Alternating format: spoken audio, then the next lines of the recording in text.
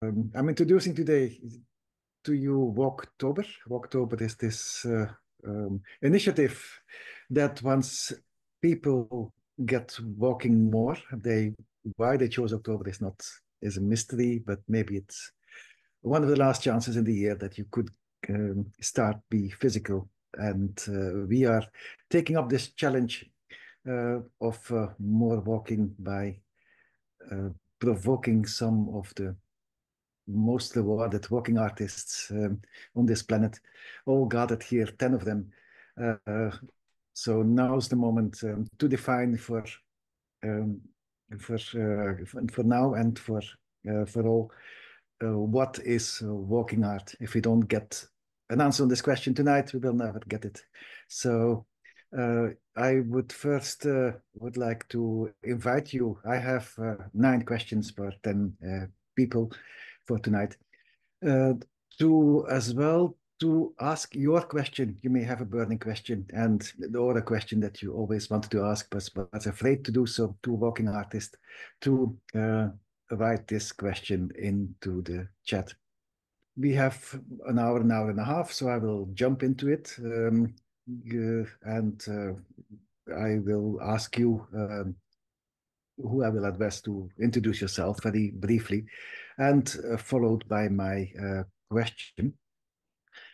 So I will go to Deirdre and to Chris to start with, asking you both just briefly to introduce yourself, and then I will ask you the question you are very curious to hear. Please introduce yourself if you. Okay, I'll start. I'm Deirdre Macleod. I'm based in Edinburgh. I am a visual artist, but I'm also a geographer, and I combine both of those disciplines in a kind of interdisciplinary practice that includes walking and movements and various kind of forms of moving through space, including in 2 weeks' time crawling along 14th Street in New York. So that's going to be interesting. So I'll stop there. And I'm Christopher Kaczmarek. I'm a artist, educator, citizen, and also someone interested in many of the things that Deirdre's interested in. That's one of the reasons why I think we're good collaborators. And I'm partially responsible for her crawling along the 2 miles of 14th Street in New York City in a couple of weeks. Great, thank you, Chris and Deirdre. My first question is for you, and it is walking art? You have some minutes to clear this out. Well, for me, walking is a form of thinking, and it's a way of working out how we are as human beings. It's a way of understanding our relationship to the world. And I think art is exactly that too. It's a way of working out how we exist in the world and how we want to exist in the world. So I think I don't know if I can answer the question of whether walking is art, but both walking and art have that connection for me to my relationship with the world. So I think that's certainly a place to start. Yeah, I would probably approach that from a more sort of directly semantic idea, like is walking art, and say yes. We have the sort of Duchampian approach where he was able to establish any sort of object or image as art, and then Rick Ritt has come forward and fully closed the loop with relational aesthetics, that kind of any relational participation, action, cultural thing is art. It's no longer a sort of totally relevant question of what is or isn't art, because we've been able to, at least on an academic level, define anything as art. And that would certainly include walking. The question that I guess is more important is, what is good or effective art, right? And can walking be good or effective art? And again, my simple direct answer would be yes. I think the projects that are represented by the artists here and countless other projects that I've become aware of and intimately familiar with over the years since I myself have started a walking art practice justifies this idea: walking art can be good art. Great. We will loop back to you after we have done the first round of questions. And everybody in the room, please feel invited to write your questions, your feedback, your comment in the chat, and we will come back to that as well. So, Babak, I have the second question for you. Once I was invited in Cyprus at university to talk to the students and to do a workshop with students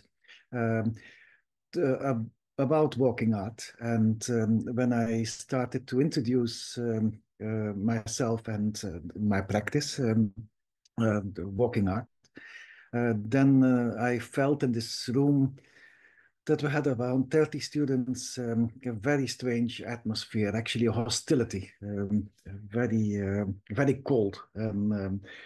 I kept talking and explaining where walking and art meet each other. And after a while, I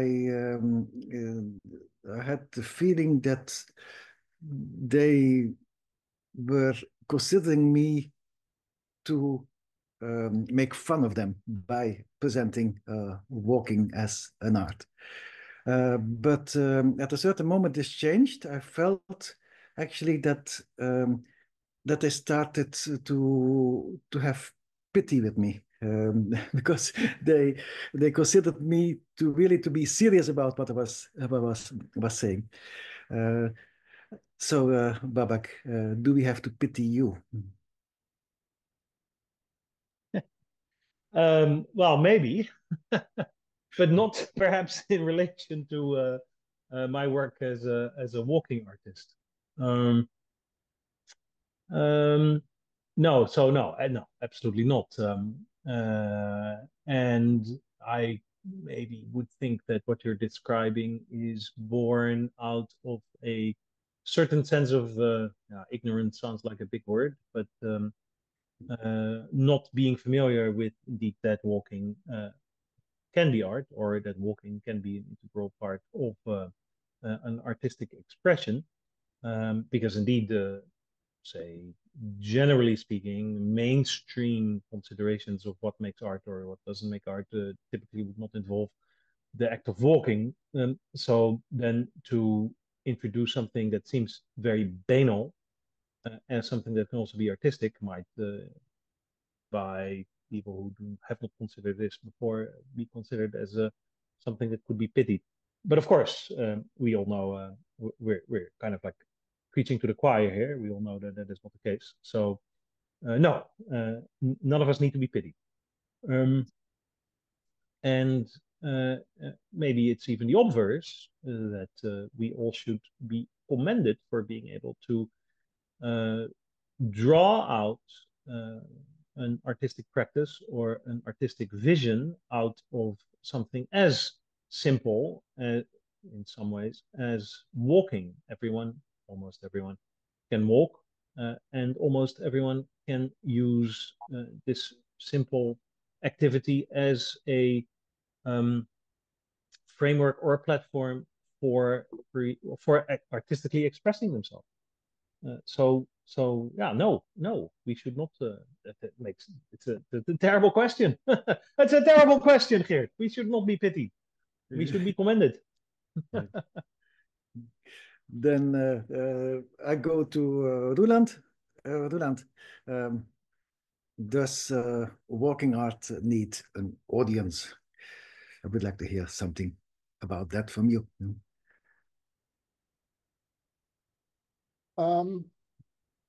That's a nice question. As I was walking alone with no public in the desert. In the end, we always need to have a public. So without a public, there is nothing. So in the end, we should bring it to the public in one or another way, in a movie, in a story, in a book. And if you only do it for yourself, then it is difficult for me to, it can be art, but I think we all do exist in the relation to others. So also in art. Great, Roelant. I skipped to ask you to introduce yourself. Maybe you can just briefly still tell who you are. I'm Roelant Meijer. I'm living in Utrecht in the Netherlands. I do have a graphic design practice, and beside that, I try to be a walking artist. And my output is the walk or books about the walk. And I try to revive the feeling of a walk in a book. And I do this by design, photos, texts. Thank you, Roelant.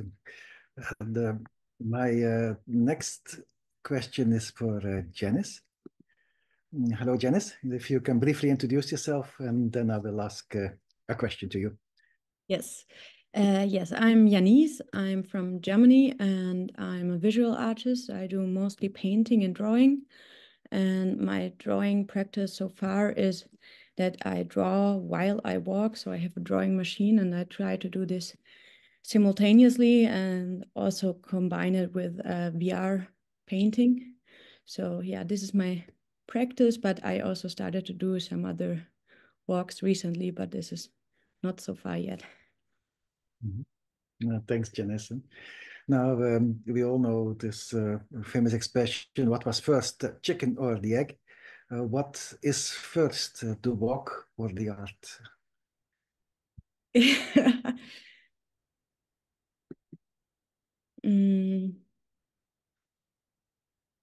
I don't know. I think it's the same answer as chicken and egg because it can't live without the other. So I thought to myself when I read the questions before that I'm just a very visual person. So I like to walk because I like to look at things and I like to walk very concentratedly. So I see everything that is around me. So the ideas come from walking and looking and seeing more and more. So you can't go and not be creative maybe. So it's the inspiration. But maybe I also have an idea, but it's not very much there. And then it's the same thing as was said before, that I need to walk a bit and find this idea in my head again, but it can only form itself because I'm walking. So yeah. That makes it more clear. Thank you. Alison, I would like to go to you next. Could you briefly introduce yourself now? Hi, everyone.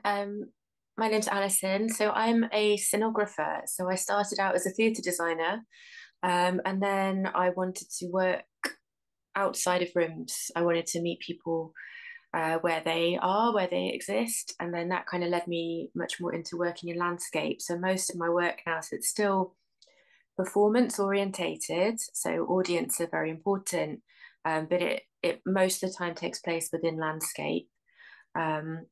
And something I'm really interested in is how we find our place as humans within the landscape and within the wider existence, I suppose, of the world, of the planet. Great. And I heard once a talk by Hamish Fulton, who was asked by somebody in the audience, what does make walking into an art? And his answer was very laconical. Walking is art because the artist says so. Is it? Oh, I think this is really interesting. So I was doing a walk in Wales last year. It was a series of walks, and a couple of times it was with people from the community. We were walking from the current shoreline to the probable future shoreline. and you know, sort of anyone who wants to come comes along, and it was a really lovely experience. And a lot of people on that walk, a lot, maybe like one per walk, we did them through the seasons, would say, how is this art? And I don't really know how to answer that, if I'm honest, but they were taking part in it, and I think it was so much about what your intention is, what each person wants to bring to it. So for some people it was art, and for me, I guess it was, but I was also still kind of questioning it. And maybe for other people it wasn't. Maybe for other people it was science. But I'm not really sure where the line is and whether we should put art in a little box and say, this is art and this over here is something else. Yeah. Thanks, Alison. Don't forget to put your questions in the chat. We are counting on your questions when we look back, and continue the conversation with all the walking artists, all the Marŝarto awarded artists that are gathered today, 10 of them. So please fill out your questions in the chat. I'll go to Cal now. Hello, Cal. Can you introduce yourself briefly? Certainly can. Yes, hello. Well, I live in the Cotswolds in southern England, and my daily practice is to go out to walk, to make a piece of work somehow, to record it, to find out about it, to find out about myself while walking. So for that, I'll use words, I'll use images. The distances I walk tend to vary. So a walk for me can take place in a time limit or a certain number of paces. It can be as long or as short as I determine. And that's where my work is going. Kel, you work both as a convener of Walking the Land, as a curator and as an artist. Yep. And the question is about the many people that cannot walk. Is walking art exclusive? Or what can artists or curators do to make walking art more inclusive? Sorry, could you say that again, the last bit? To make... How can artists or curators make walking art more inclusive? Oh, more inclusive. Okay, yeah. I suppose that shared experience, the fact that everybody will bring something to the walk, whether that's an attitude or an idea or a concept, it all gels. And by creating that sort of community base, then that's how work develops. And certainly that was the way with Walking the Land, although I've now stepped back from Walking the Land and don't have a particularly active role in it. Yes, I still feel quite strongly that the act of walking can be a community-based aspect, I suppose. Equally, it can be a very individual and very personal response to the landscape. Thanks, Kel. Sonia, you are next. Could you briefly introduce yourself now?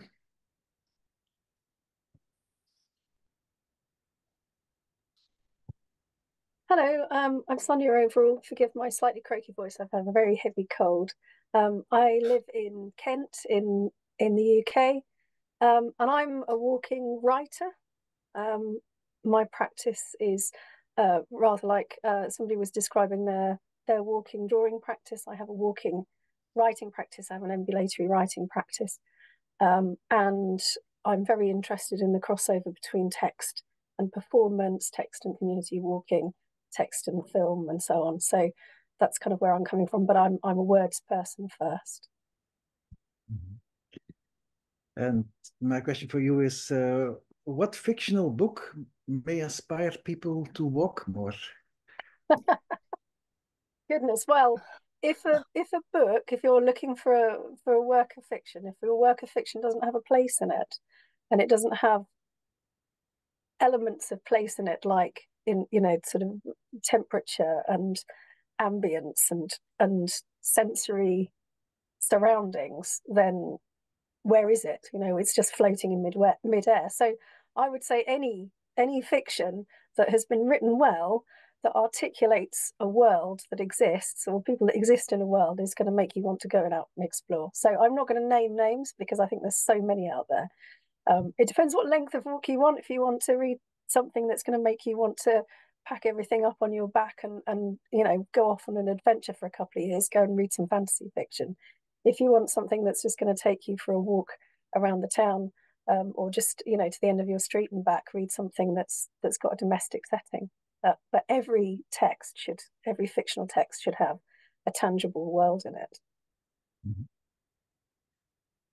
Thanks. Now, the next one I would like to ask a question is Rachel. Could you briefly introduce yourself, Rachel? Oh, thank you. My name is Rachel Epbowler. I live in the US. I'm an artist and an art historian also. I am a professor at a college, a professor of visual arts and design. So I would say for me, walking is one method among many, and one that I often incorporate into classes as well as a mode of pedagogy. Great.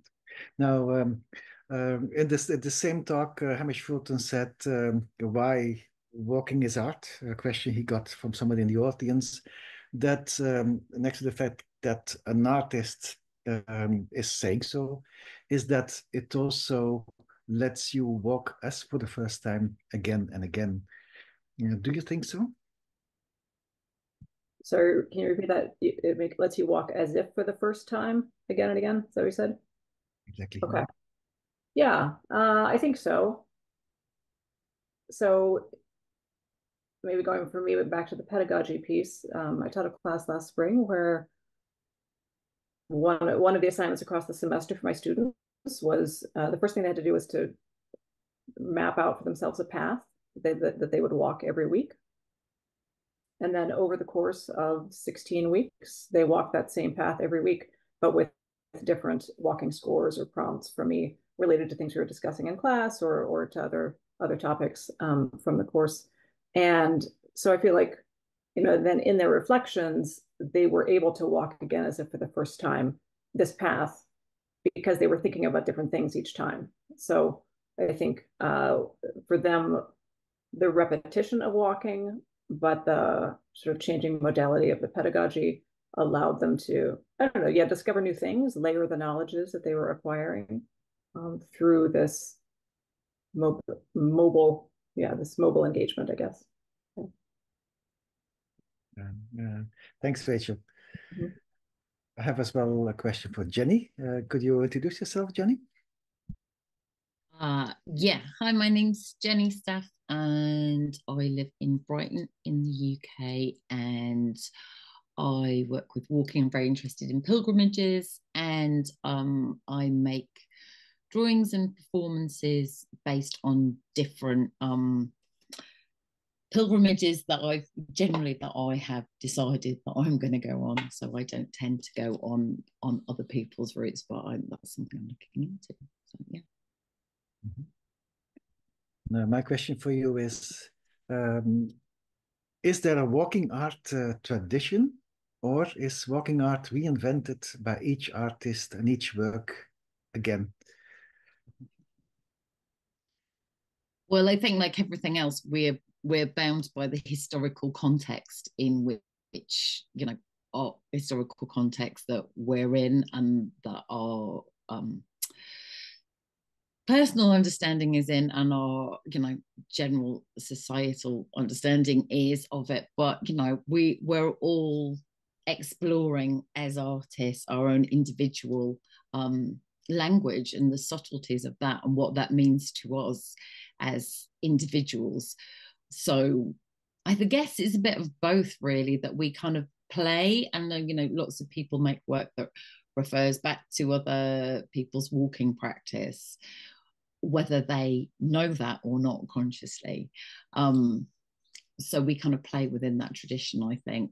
But, you know, as everything, you're kind of striving for the thing that chimes with yourself, to make it meaningful in that way, and then hopefully kind of touch other people.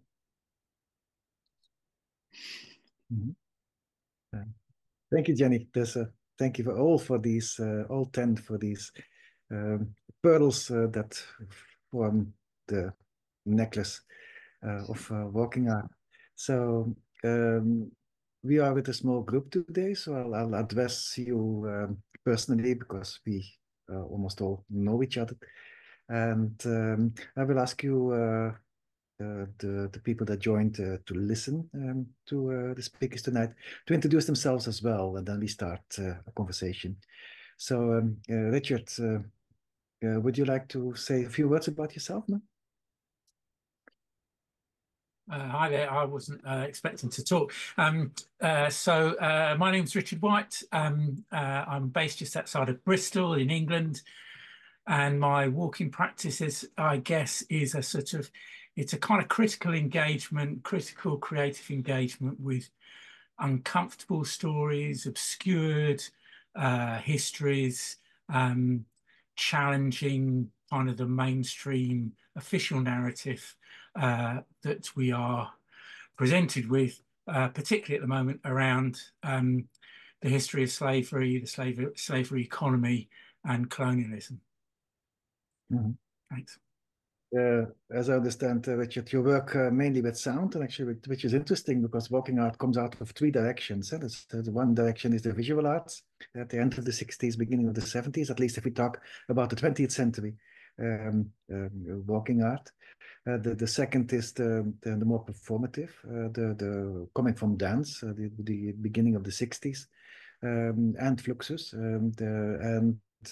and the third one is the almost simultaneous appearance of what is called now sound art.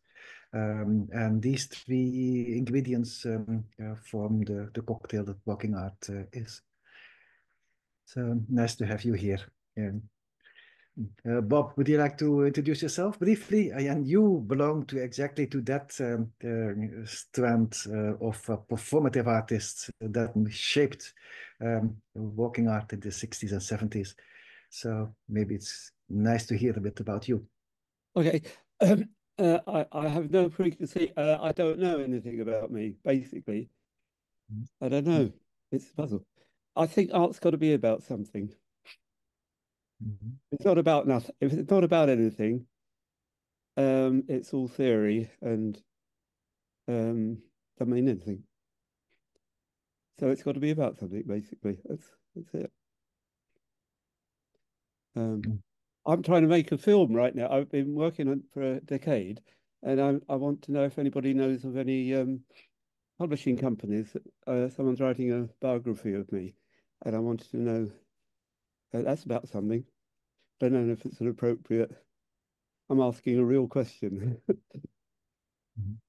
Yes, you will get your question in a minute. We go first to Miguel. Miguel, if you can talk, good evening. Could you introduce yourself briefly, ma'am? Yes, I'm Miguel Duarte, and I'm a teacher, professor in the University of Minho in Portugal, Guimarães. And I organize along with Geert and Natasha, the Walking Body workshops. And now we are partners of Walking Arts and local communities. Great project. And I'm being a big fan of this moment here organized by Walk, Listen, Create. And I enjoy a lot these questions, Gert. They are very good questions. Very funny. So, do you have a question for me, or should I talk about something? If you insist, of course, I have a question for you. No, but I would like to. I was minding what you were saying and you were asking, and what do if walk is not an art, so what it is? So it's the almost the opposite question, because what value we give to art that we don't find in walking? Okay, so if we have pleasure in art, do we have pleasure in walking? In the same way that we have in the art, if walking is not an art. So it's a kind of so if a piece of sticks with a fabric, could be a painting, could be why the body or the landscape could not be the art piece. So and did so with the body gesture that produced the walking. So of course, this walking is always a gesture, and that and the gesture has the meaning. So if the meaning is in the use of a brush or the use of the body, the legs and the arms, and so so it's I think the meaning of the art is in the gesture, not itself in the result of the thing that is presented to someone. So that's why we have so many ways of doing art and showing art. So I think that was I was minding. So, but if you have the question, please shoot it. I'll come back to you in a minute. Okay, wonderful. Yes, because the Miguel is indeed a walking artist. Already before he called himself a walking artist, and there is more to tell about his work. Viv, if you can and want to talk, could you briefly introduce yourself? Yes, of course. I'm Viv Corringham. Can you hear me all right? Yes. Oh, good. I think of myself as a walking sound artist. I definitely come from the sound side of things. I lead sound walks where I encourage people to give their eyes a break and to observe more with their ears. I also do solo walks where I interact with the environment that I'm walking through, and I sing. I respond sonically to what I hear and to what I observe.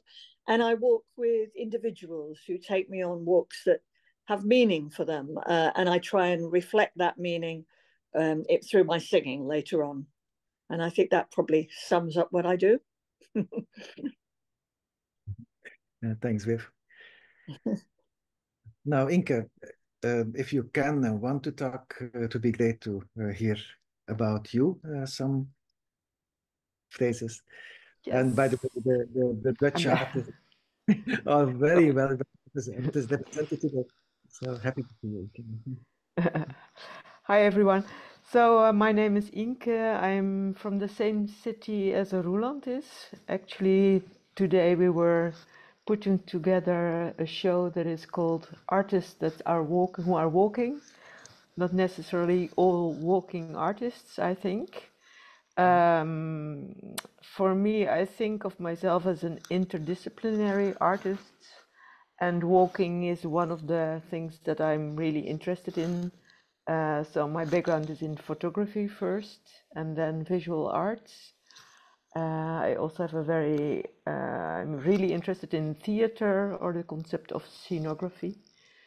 And the beauty of walking compared to other media for me is that you can entirely engage in an environment and also share this experience with other people in groups where you share not only being present together in a certain area, but also maybe in a certain frame of mind. So I like to develop walks in specific areas, so site-specific in a way, and also related to a specific theme. And I'm going to address Christopher Kaczmarek, because he is now in Art in All Places. And just to give you one example, I was there 5 years ago, and I did a walk all along 14th Street, asking people to walk together as slowly as possible. And during this walk, people were focusing on the question of their life. It was called Walk of a Lifetime. And so we were in this very busy street. We were walking very slowly. So we became a kind of I think of it as a vessel. So we became like one body, and still everybody was also in his own world or own specific time space. I like to think of time and space as related areas. And so just to give us an example, this is the way I like to proceed. And there is another way that I also am very interested in. There is a famous title of a work by Bastiaan Ader, who was a Dutch performance artist. He lived in the United States. He did a work that was called In Search of the Miraculous, which was first a walk. And I know it as a series of photographs that he's looking for an area, and he ends up near the ocean, I think.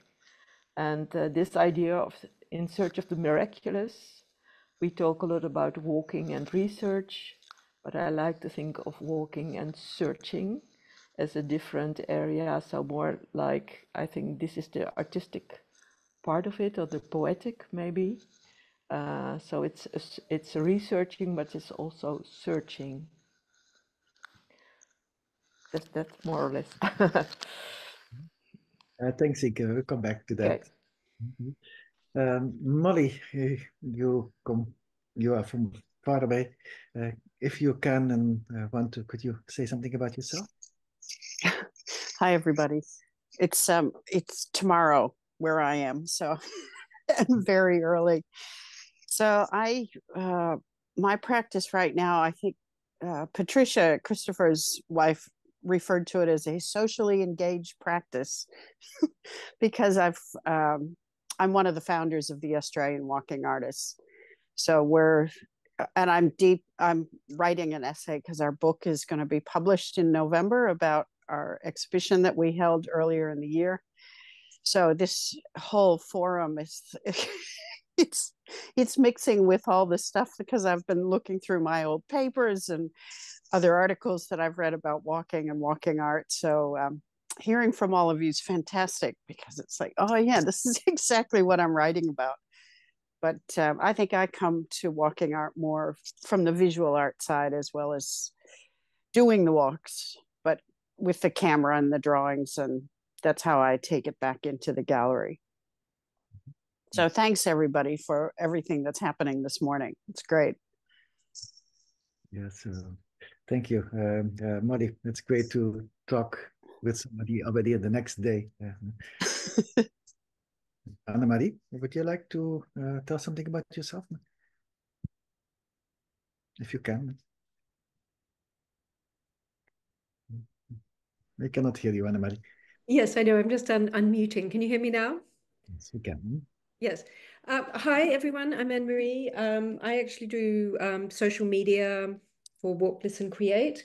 I don't know if I would describe myself as a walking artist. Maybe one day we can all dream. But I come to it, I think, more from a perspective of storytelling. It's always been my connection to walking. And I did a PhD about that, about walking in cities and how that led to psychogeography and interventions in walking in cities, and then how that led to a particular type of storytelling and crime fiction. And I've created walking games that have a storytelling element to them. And I've also been involved in promenade theatre, which has involved moving from places to places by walking. I think, I don't know, if I was to come up with a distinction between storytelling and art, maybe I think art can just be a moment, but storytelling has to have an element of time and I think an element of transformation as well in the story. You know, I think art can tell stories, but specifically storytelling is about transformation and time. It has a linear element to it as well, or a non-linear, but it has a time element. So I think that's my primary interest. Thanks, Annemarie. Andrew, I know that you're listening in, but I don't want to take away from you the chance to tell something if you want to, or if you can, if not. What am I in walking art? Well, I'm not I don't ever see myself as a walking artist, but what I love doing is I love interviewing people and finding about why walking is an inspiration to them. and I publish podcasts, as many of you know, as Talking Walking. And some of you on this group have already suffered the process there and gone through it and submitted to being interviewed. And I look forward to interviewing more of you. So yeah, that's about me. And Fred, would you like to tell something about yourself? Yes, hi. I am very interested in the crossing between art, technology, and ecology. And I would not say that I am a walking artist, but I love walking almost every morning, probably 1 or 2 hours if I can. And I love it. What I am interested in this idea that you can convert your steps in time, for example. And I have had the chance to collaborate with the Schumacher College some years ago to create the Deep Time Walk app, where each step you take is 1 million years. So yeah, I really love this idea that we can experience space and time in a different way by walking outdoors. Yeah, that's what I would say. Great, thank you, Fred. I will circle back now to Babak, who I didn't have to give the chance to introduce himself, but I will ask him another question because Fred was indeed touching on an approach of walking art that we didn't discuss yet, how walking art since the early 2000s is as well intersecting with digital and online art. My question for you, Babak, after you may introduce yourself, do you see yourself as a walking artist, as a digital artist? That's a good question. Which means that I'm not sure how to answer it, right? That's when a question is a good question. So I'll think about this for a second. But in terms of introducing myself, yeah, most of you will know who I am. I'm one of the co-founders of Walk is Create, together with Geert and Andrew. In terms of my artistic production, much of my work is influenced by the ideas of the situationists. I come at that, and this is going to answer your question here, from the angle of where in the 1960s, the situationists identified the commercialization of public space as something that needed to be pushed back against, where the commercialization of public space was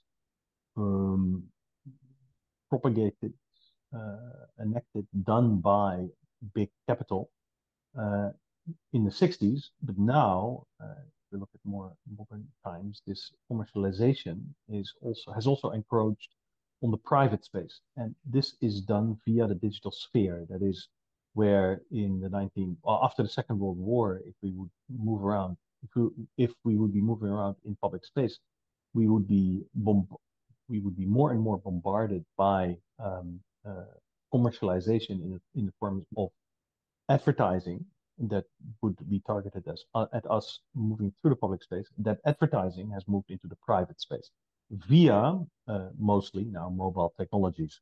So by my interpretation of those ideas, of those times, and moving them into the present day, I cannot be a walking artist without also being a digital artist, because that's where my focus of it, that's where my attention lies.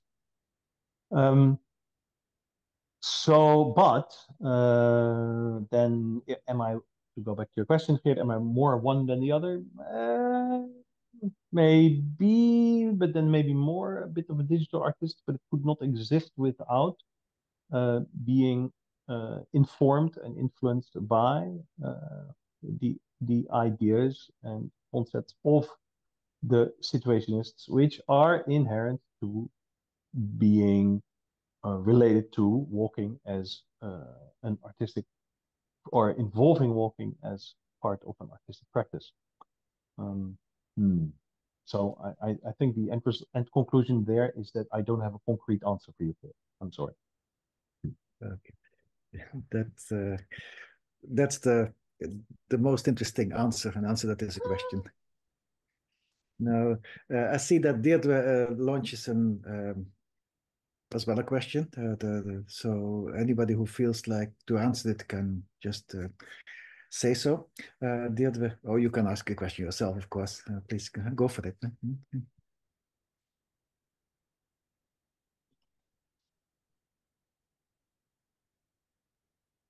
I know, I'm just thinking about some of the things that have been said in Inge's project in New York.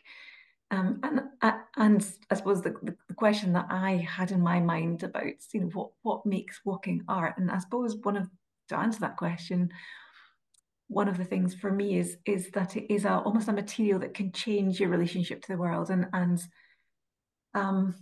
perhaps by varying the pace at which you walk, and that kind of idea of really slow walking, my sense is that can change how time operates. It can kind of open up time in a way, and that's my experience from having done some very slow walking.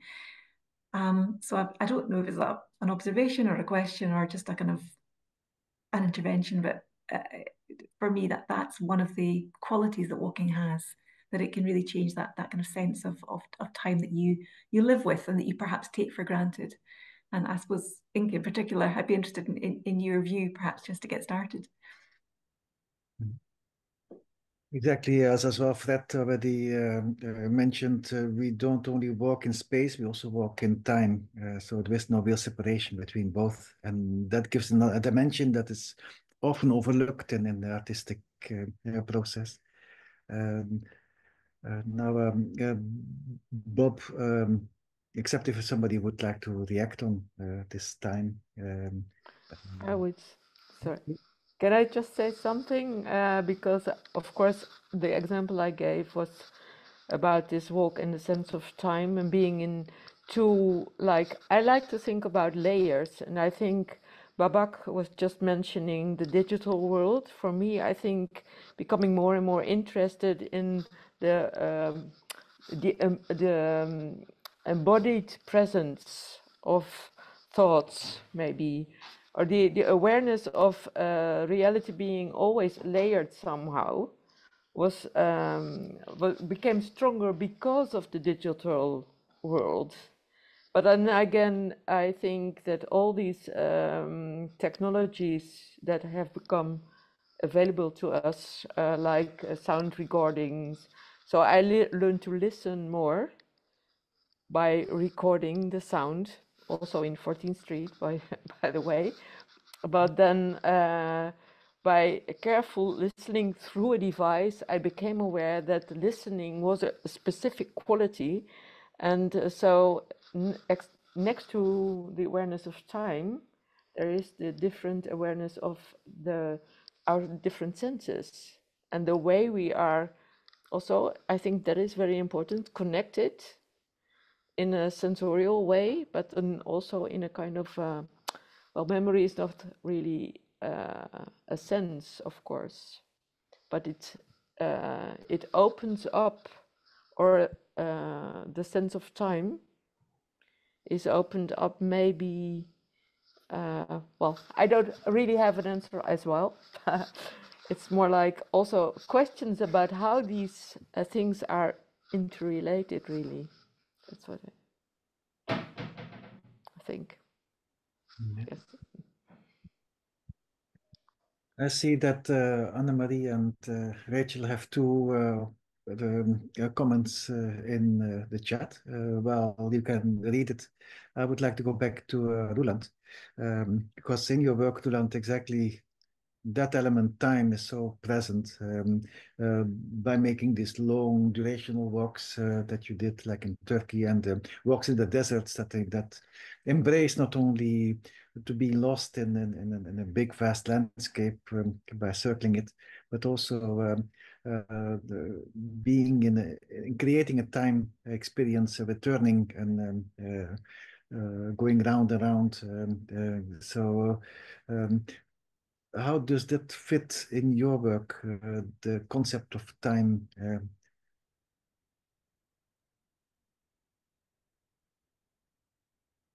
That's a good question.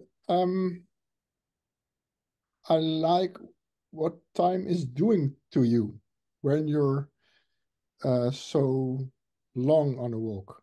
It is offering you a new space, I think, because we have our daily life and it's structured around the clock. And if you make an exceptional long walk, you get out of the normal time system. I mean, okay, you have to get the morning and evening, but because it is kind of endless. I mean, you walk for weeks or even more. And so you have never the feeling that it is going to end. And this feeling is interesting to me. It is interesting to me. And I also kind of seek it. So and I'm searching for, I don't have a real good explanation, but I like to share this feeling. And when I share it, I found a lot of people wish for it. So I don't have an explanation but I only have the feeling I touch something which a lot of people want or understand or seek. And that's, I think, the time element. And this, I'm thinking now at the moment for a six-week walk I was making, and then another project I was doing, I was playing with this element, and I decided to walk every day the same circle in the desert. So to on purpose make it boring continuously, and just try to understand, or not understand, but try to experience what it would do to you. And I try to, and it was a kind of exercise, and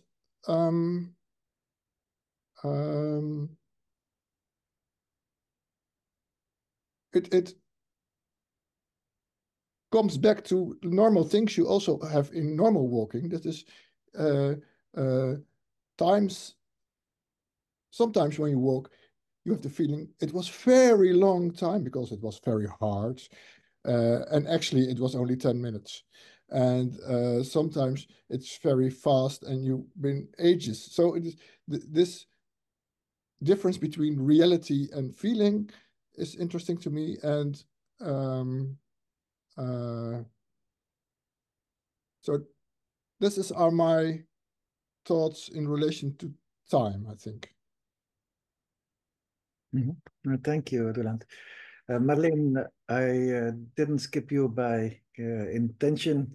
Your window did not pop up, but if you would like to, before we continue the conversation, would like to say something about yourself, you're very much welcome to.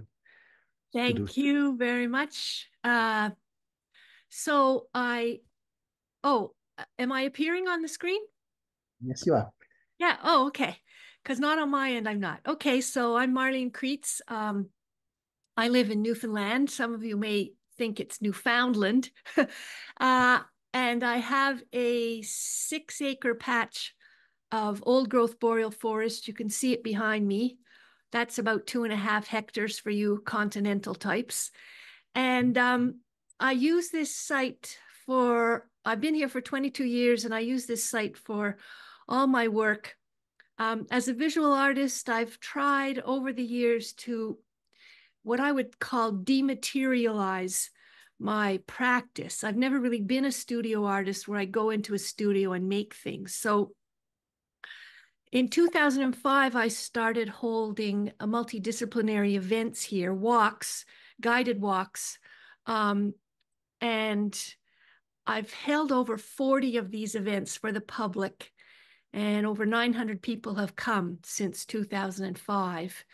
It's not 900 different people, because some people came every single time, and they were always thematic walks. They included acoustic musicians, contemporary dancers, natural scientists who told us, like a geologist, a mycologist, a freshwater ecologist, bird biologist. So I was combining the arts and science in trying to get away from those separations. For the past 3 years, I've been having classes of 8, 9, and 10-year-old children from the local elementary school come. So I've had about 300 children come on these walks. And at the end of each walk, I give them paper and pencil. I have tables and chairs set up in the driveway. And I ask them to draw what I call a memory map of their walk. So I've had about 300 of these memory maps drawn now of this exact same place, and they are all astoundingly different. And my research is, what is it that registers in a child's memory or anyone's memory from these guided walks and having the multidisciplinary artists perform for them? Is it just because it's something you see? Is it something you experienced? It's actually all those things. But I'm very, very interested in what registers in their memories about the terrain and why and how that happened. So next summer, what I'm planning is the theme. I'm going to go back to doing public ones, not so much for children. It's going to be women walking in the woods from twilight to moonlight. Even when I first moved here, I was I had actually a lot of trepidation about walking in the forest after dark. And I eventually came to my senses. I said, well, what exactly is it that I'm afraid of? I don't think there's a man lurking in the bushes on the off chance that I might leave my house and walk down the path. And so I think I'm going to blame the Brothers Grimm fairy tales for this, that are all set in the Black Forest. I want for women to be able to overcome any trepidation that they have walking in the woods at night after dark. So if we do it as a group, I think that will contribute to maybe that happening. Thank you, Madeleine, for bringing this perspective. Now, I would like to go back a bit to drawing and walking. As many of you are visual artists, and as well to what the many have seen as the first real walking artist in the strict sense. This is Stanley Brown, again a Dutch artist, who made works of art in the 50s and 60s this way around, and one step at a time, that were based on small drawings that were at the same time maps that were measuring his steps, his distances, and were very much visually inspired. Now, this is related to the work of Miguel, who was doing similar work, and to others of you that are drawing while or after walking. Now, is any of you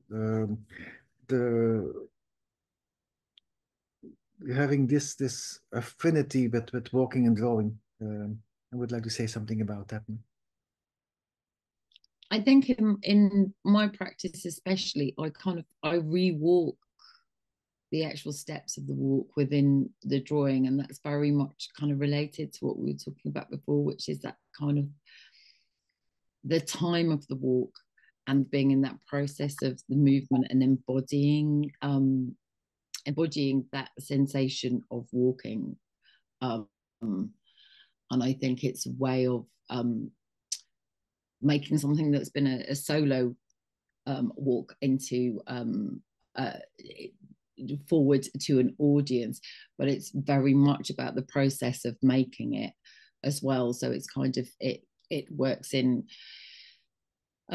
two ways, and it's that kind of repetition and that kind of, we were talking about that kind of rhythm of walking and that timekeeping and that kind of trying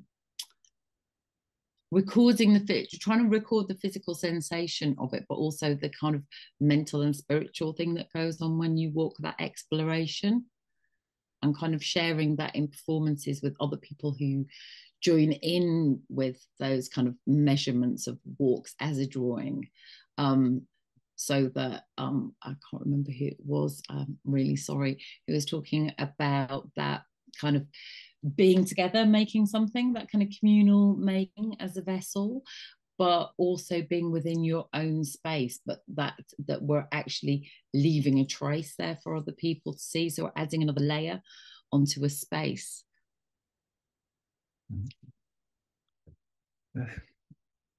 Thank you, Jenny. Miguel, now is the moment to tell something about your walking and drawing practice. There it is.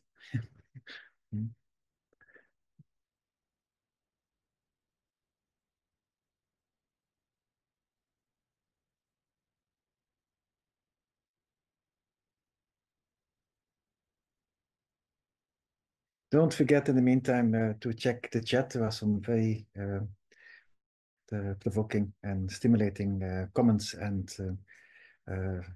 ideas that are popping up there. Then I'll go to you, Bob. Sorry, I forgot to turn the micro on. Sorry, I mean the telephone is not easy. So I was talking about doing this walking letter when I was hearing you. So it was inspired by this conversation. I don't know which letter it is, but it's walking. I think walking and drawing, the thing that I give some importance is feeling some forces,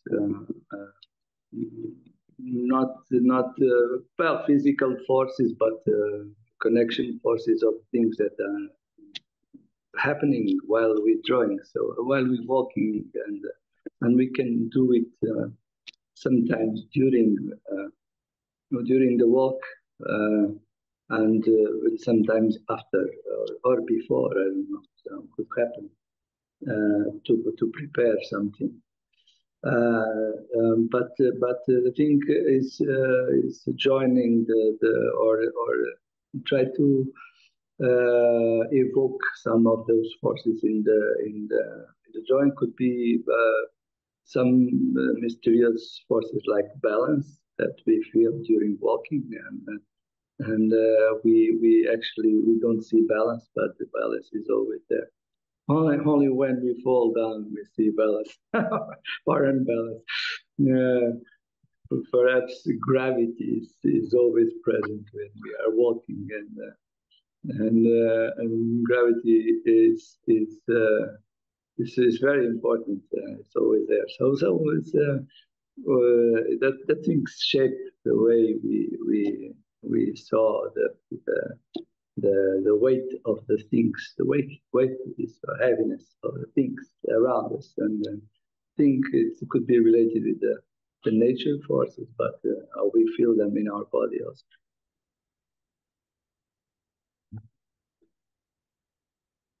Great, thank you, Miguel.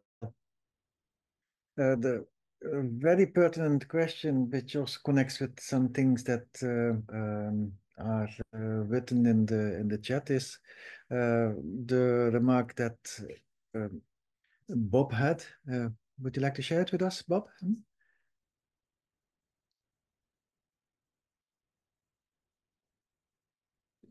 Yeah.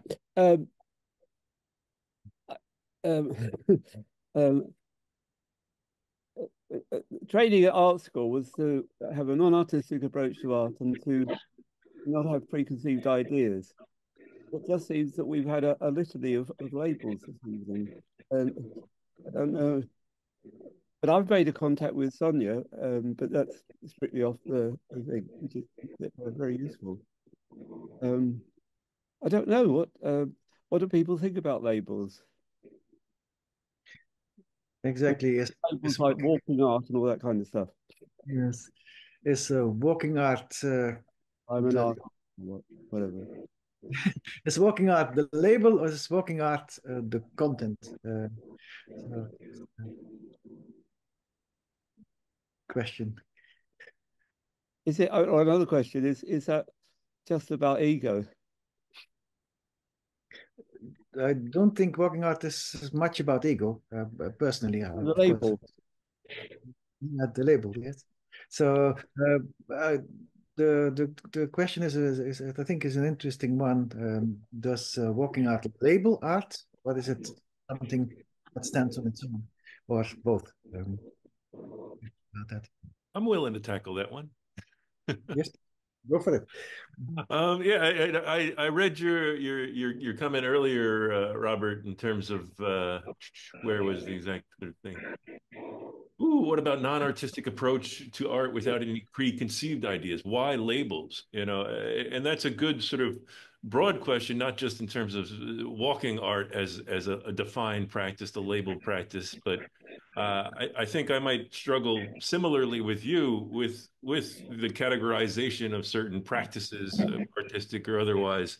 I often talk to my students when they come into a classroom, which I approach as a very interdisciplinary space, to not define themselves as a painter or a photographer or a printmaker, et cetera, but to define themselves as an artist and perhaps accept that their current mode of expression that they find most effective is currently painting, but to define themselves first as an artist.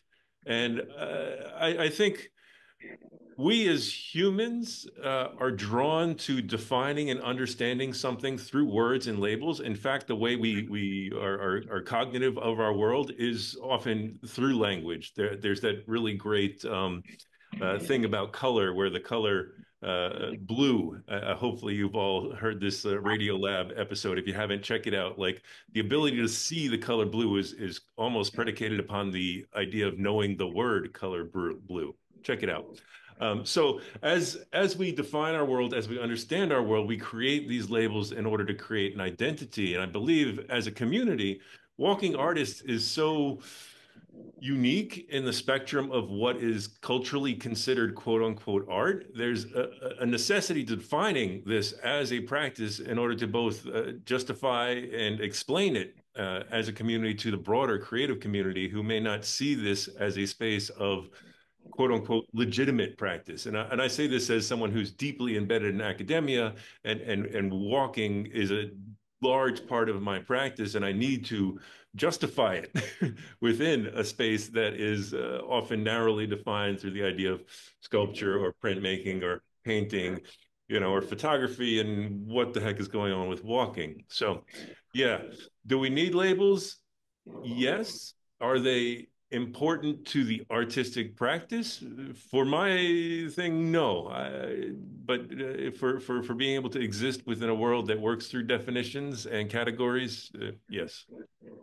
What about defining yourself as a human being rather than as an artist? I've just got through reading Merleau-Ponty's Phenomenology of Perception, and he takes the whole thing. He questions science, he questions theories, but basically, you don't need to say what you're doing; just do it. Why? Yeah, I'm down with that. Yeah, I mean, we can expand this. Why even be a human being? Why not just a being? What does it mean to be a human, right? Oh, yeah, I've got that. Go for it. Even, this is performance. This is walking art, because we're walking in our minds, aren't we?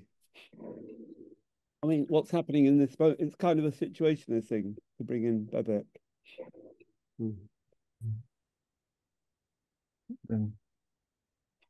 And this extends as well to the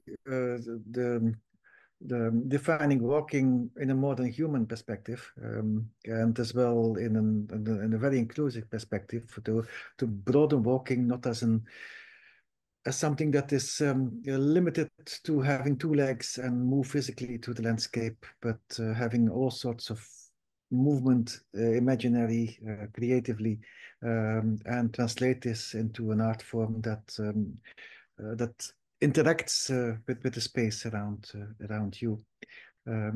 Using all the senses, not only the physical ability to move. Yeah. So, sorry, yes. I was doing performance art in the 60s in England and in LA, and my conviction is that performance art is morphing into walking art. So it's totally. I mean, walking art as a study is a non-artistic approach to art because it's not, you know, it's whatever this is, Pollock's literalism. But now with walking art, it's potentially 8 billion different consciousnesses, and I guess walking is a way to meet some of those consciousnesses, I guess. But everyone needs to be a performance artist. It's complex anyhow. It's just a few ideas anyhow. Absolutely, Bob. I think that performance art has contributed a lot to the development of walking art as we know it now, but it has also a very profound. It is profoundly rooted into visual arts, where, as well, in this time of Fluxus, and the object was not standing on its own, or was not seen as purely an object, but so the one is not including the other. The object walking art can be an object, but beyond an object, as much as all art is beyond the object, so I think walking art is one of the few disciplines where the performative, the body, the immaterial and the material can meet each other without excluding each other, at least yeah, explicitly. And of course, we have the sound part that came there as well, the sound that is both material and immaterial at the same time. Well, when is that? In '68, talking with my tutor, we decided that sound was the most basic of the human perceptions. I went through the route of the Vedic scriptures about sound atoms comprising form on an electron level, and I don't know if that's been pursued in sound art. It's all to do with Angkor and Cambodian art and all that kind of stuff. So a whole bunch of different things are involved in it. I don't know. All of a sudden, there seems to be sound art.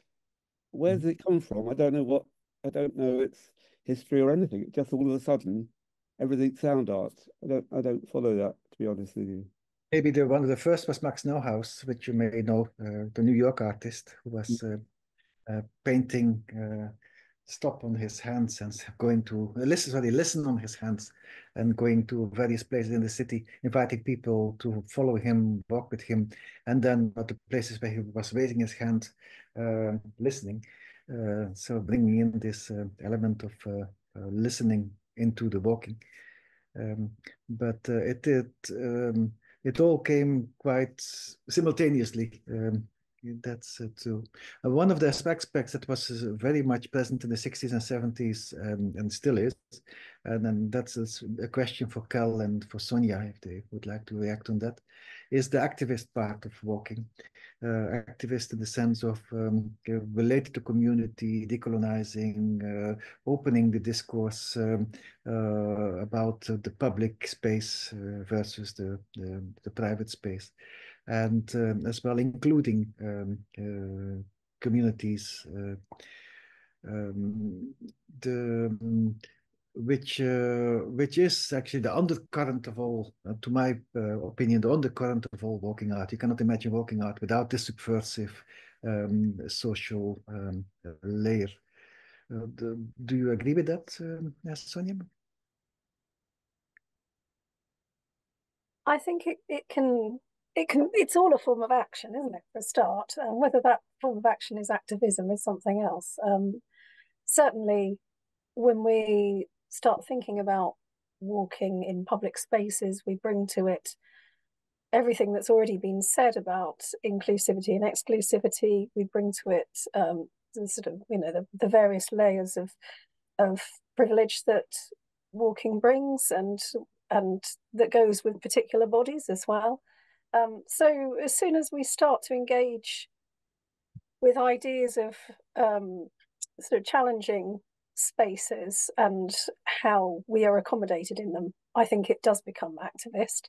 And I think we can also think about that in relation to the non-human. So quite a lot of the work that we've mentioned as well, this idea of the environmental activist angle of it, and walking as any kind of being, walking with other beings, walking, you know, in relation to the non-human. That's all an area that's very exciting and feels very pertinent as well at the moment. So it's difficult to separate, I think. A lot of my walking practice is necessarily quite interior, and I'm really aware of that as a writer. I try to sort of push against that as much as possible and remind myself that this is not just about me, and it's also not just like, you know, kind of material gathering or nature writing or any of those things, that there's a lot more going on. But I do bring a sort of psychogeographical perspective to my practice and my teaching as well, which is about challenging our relationship with space and how it tries to, how, you know, planning and the privatization of space tries to control our access and tries to control our behavior in certain ways too. And I find that's still highly pertinent. Cal, any comment on that? We seem to have lost Cal in time and space. So I'll go for some last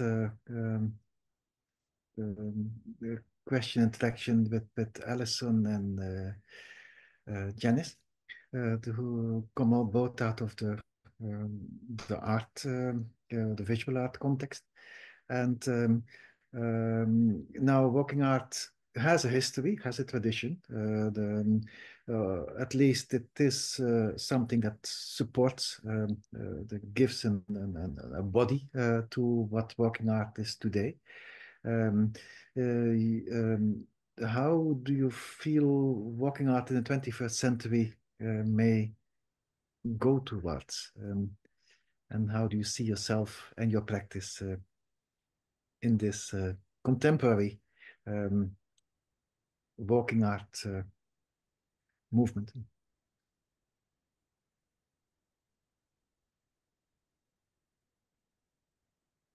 Janice? I know what was my motivation at the beginning to start this was that I had the feeling that, yeah, it seems a bit like a boring thought, but from using a lot of Google Maps for navigating somewhere, and especially when I'm at new place, I have the feeling that you often lose the idea of looking at the place itself. And me, for myself, I have a big troubles with understanding cards and maps anyway, so I always felt like I do it wrong. And then I thought it's interesting to just look on like the psychogeographic aspect of that and just see it as my own personal way to understand the town. And I have this feeling often that especially when using your phone a lot and just stick to this display, that you have this loss of looking at the word how it is and lose this contact. And this is really just the way why I started and why I think it's still very important, because everyone is so not really enabled with anyone else, and we all have this distance. And I just think it's good to encourage people more to go outside again and just see look at what is around them. Also to do it together, but just to have this value, see this value again in the real world and not just in the digital world. So this is what I find interesting, and just to take your own vision and what you see more seriously. Thank you, Janice. Alison, I had the same question for you, maybe a bit broadened. As a contemporary artist living in the 21st century, how do you see your work in relation to what walking art is as a contemporary art practice? I think it's interesting because I only recently started calling myself an artist, and I think calling myself a walking artist still feels like, well, that's one of the things that I do as part of my practice. So I think I wouldn't define myself necessarily in either of those boxes, I think. But I think to build on what Janice was saying, I think people don't go out and notice things so much. I think we're not as in touch with, I think, the tactility of the outside world and the kind of the sensory offer and experience of being within the outside world and part of it. I think we're becoming very disconnected. So I think something that I feel is really important, and I think this touches on activism a little bit as well, and the role of what a walking artist might be, is to kind of invite people into those spaces again, and to kind of reclaim those spaces both physically but also kind of for our souls, I suppose, that, you know, that we're part of this much bigger, really beautiful thing, and that when we're moving through spaces, we have a sensory connection to them that is much bigger than any kind of philosophical thinking, or, you know, what we might have decided to make. Like, the space kind of offers itself to us as something that we're related to and connected with. So yeah, I think that's what I'm always trying to do in my work, and I feel hopeful for the future if we can reconnect in that way. Thank you, Alison. I share this hope that walking art, as it started in the 20th century, will reinvent itself and will keep making a difference in the contemporary art world, and as well giving a counterweight to the very material and often capitalist established art forms, giving people the chance to be creative and to be part of a creative process without being consumist. Now, don't forget to have a look to the chat. There are very interesting feedbacks and comments over there. We will slowly close this conversation. Thank you so much. The 10 speakers, which were all awarded artists that took part in the Marŝarto Award, which is still running. So we are waiting and for more contributions, more works to be submitted to this award, which is the only walking art award that is esteeming walking artists around the world. So please spread the word for people to submit their work to the Marŝarto Award. And we hope that this conversation, as recorded as well, may be an inspiration for future artists. We thank you so much for being here, for sharing your experiences, and looking forward to see you on the next cafe.